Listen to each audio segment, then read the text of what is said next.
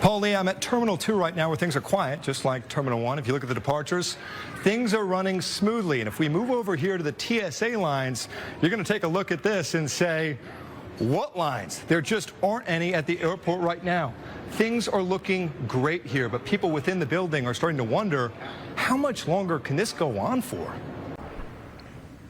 Yeah, take a look at this city graph here. The green, orange, and blue here, all pieces of the city's overall tax burden. In green, you've got residential. Apartments are in orange and commercial over here in blue. And you can see over the last few years is that commercial, or blue, pays a progressively smaller percentage of the overall pie as that tax burden goes up for homeowners. Yeah, and Paul, as you know, and most of our viewers know, these little tiny stickers on your license plate come with one big price tag. And after a bill to lower license tab fees failed in a House Transportation Committee today, they are unlikely to go down anytime soon. Actually, I've been listening to it throughout. I have my earphones in now listening. I'm going to go ahead and take those out. That meeting has been going on probably for the last hour. They've been discussing this for the last 15 minutes, this eviction issue that's been up for discussion. It would double the notice before eviction. For overnight, Brent oil now back to trading at above $100 a barrel.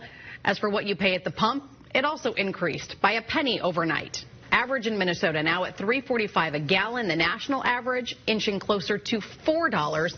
It's at $3.97 a gallon right now. You can trust 5 Eyewitness News to bring you any new details in this lawsuit. By the way, we thought you might like to read it, so we put the full lawsuit with this story. Well, let's take a look at stock futures, because this has just jumped massively since the president took to X with his comment on discussions happening with Iran. At 5:30, we took a look at this, and it was 3 red arrows. The Dow was off almost 400 points. Now we're seeing 3 green arrows. The Dow up 1,100 points. In New York City, some of this is just wild to see, like this. That's the front of the airplane. Right now, the NTSB says teams are working to figure out what caused the crash that killed 2 pilots and injured dozens.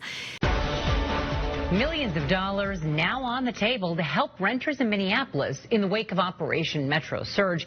And this is happening as state lawmakers are considering a similar plan. Today, the Minneapolis City Council failed to override the mayor's veto of an eviction protection ordinance, but they added $2.8 million in rental assistance on top of the recently approved $1 million that Mayor Frey proposed. We have team coverage on this big story, tracking reaction from renters and landlords. Let's start with Eric Chaloux, breaking down the next steps. Eric. Here's a live look from the Port of Los Angeles tonight, where a lot of goods enter and leave the country. And new tonight, the states of Minnesota and Washington are calling for immediate action to repair trade partnerships damaged by Trump administration tariffs. Minnesota State Auditor Julie Blaha says the impacts are forcing layoffs, causing higher prices, and delaying business investment. This half hour with breaking news. Right now, we're working to get an update from police about a deadly shooting overnight in South Minneapolis. Yeah, our Bailey Hurley live with what has been confirmed at this hour. Bailey, what do we know? Megan, Matt, we know that Minneapolis police say this happened just after midnight last night. 1 man is dead. 2 more are hurt, now dealing with their injuries here at HCMC. If you take a look at your screen, though, you can see just how large of a police presence this really was here for investigators last night. This happening at the intersection of East Franklin Ave and Chicago Avenue. Breaking news, we have just learned Tiger Woods is behind bars right now on suspicion of driving under the influence. He was arrested following a rollover crash just this afternoon in Martin County, Florida. Sheriff gave an update within the last half hour, saying Tiger Woods seemed impaired on the scene. This is the end of the precip out over the Dakota border with Minnesota.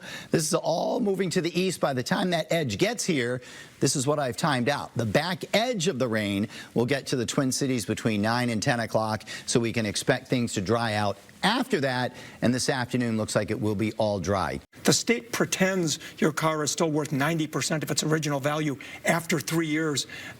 People just say that's unaffordable. Well, the amortization table, again, I guess it depends what you're driving. If it's not a clean 2% shift, roughly what's the increase homeowners are going to see on average from, like, directly as a result of these commercial value declines? We will not know that until the city comes up with their proposed levy. You got the sign that says we want buses. You also have legislation that would eliminate some existing buses. How is that not a contradiction? The legislation to consolidate the transit system will actually put more resources into the transit system. That argument, there's people in the community that would be listening to this going, look, they don't have all of the evidence. Realistically, how could they bring about a case if they don't have the whole story? What do you say to those folks? I just thought you were going to say the opposite. For people who look at this and say, Operation Metro Surge, it's winding down, it's over, why do this now? What would your message be to those people? We have seen in the last 4 or 5 months something that I hope our city never experiences ever again. But the attorney's office says the police departments haven't made any new referrals since November. Given that it's been 4 months, is that still a little concerning for people? What I will say is that this intervention method is effective. It works. I really hope that in this period of time where we are seeing an increase in motor vehicle thefts, that our police partners take advantage of this pathway and start to make referrals.